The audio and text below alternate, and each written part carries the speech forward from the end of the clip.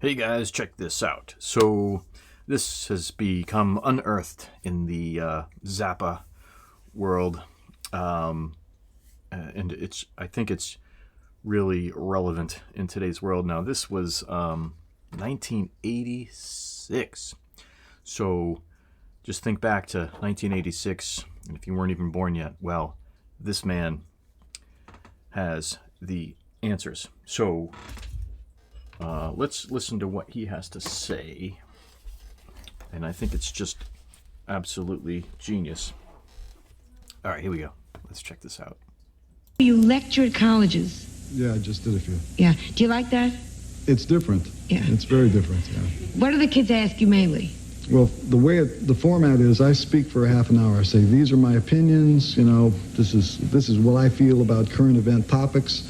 I'll tell you for a half an hour, and then we'll have an hour question and answer, and then it can be anything. So, for example, what are the big topics now? AIDS, I would imagine, comes up. Well, yeah, I tell them what I think about AIDS. What do you think about AIDS?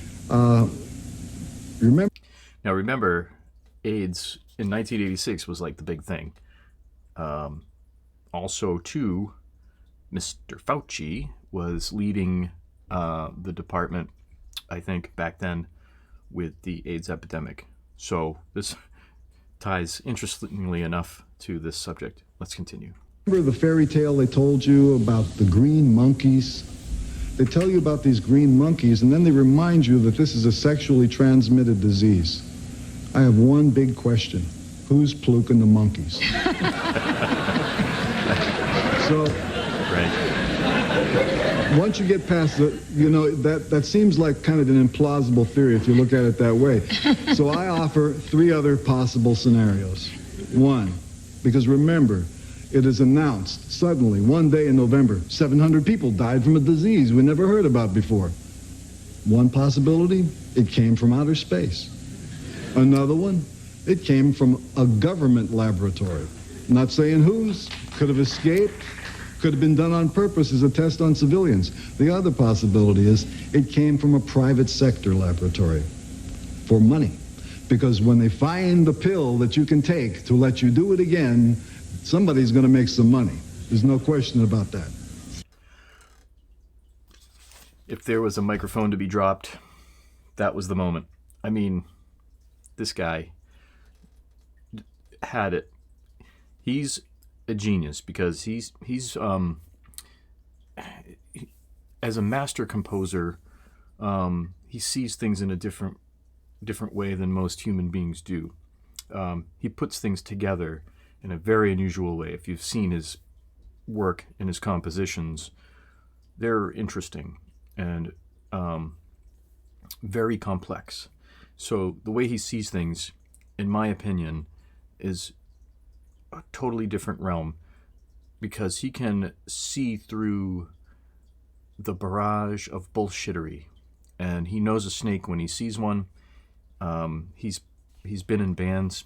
He's been in his own band, but he's had people in his band come and go, and he knows, a good person when he sees one, and he knows the government. He's studied them. He knows all the bullshit that they put us through, and this is just another drop in the bucket of people pointing out the bullshittery in the government. Fascinating. It's ugly, but it's fascinating. It's a possibility. Yeah. What else is I imagine it's about Star Wars. All right. In terms of Star Wars, the thing you have to remember is anybody in this audience or out there who believes that this device that they're going to launch into the sky is going to be the umbrella to protect this country from anything coming from someplace else, ask yourself one thing. Does it kill germs? It don't kill germs. I think both sides would like to do away with the nuclear warheads because they mess up the real estate. So if you don't know, 1986, this was the realm of Ronald Reagan starting the Star Wars campaign, basically having satellites and things in space that could knock out a nuclear missile. Now, what they really didn't tell you was it could also knock out things that are not friendly to this planet. Now, I don't know if they knew something back then or what, but they really spent a lot of taxpayers' money on something that I don't even know if it even exists today. So, interesting. Very interesting. Let me go back just a smidge. I want to hear that. It don't kill germs.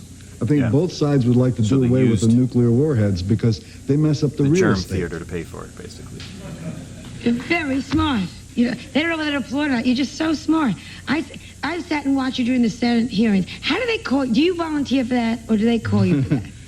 The minute I heard they were going to do it, I had my lawyer call them and say I wanted to go down there. Yeah. Explain a little bit. I started. For the three people that don't know what we're talking about. It began with an invitation to debate Candy Stroud on the CBS Nightwatch News. I think it was last August, and I'd never heard that anybody was claiming that rock and roll lyrics were causing all these problems. I mean, it baffled me. And when I went there, I still didn't know what the routine was, even though the PMRC and their friends had been talking about this stuff since May. So they gave me the clipping of the article that the woman had written, and I debated her. Now, we're in a room with 50 people. It's a live audience, live debate. It was supposed to be live on tape. It was supposed to be 1 hour long.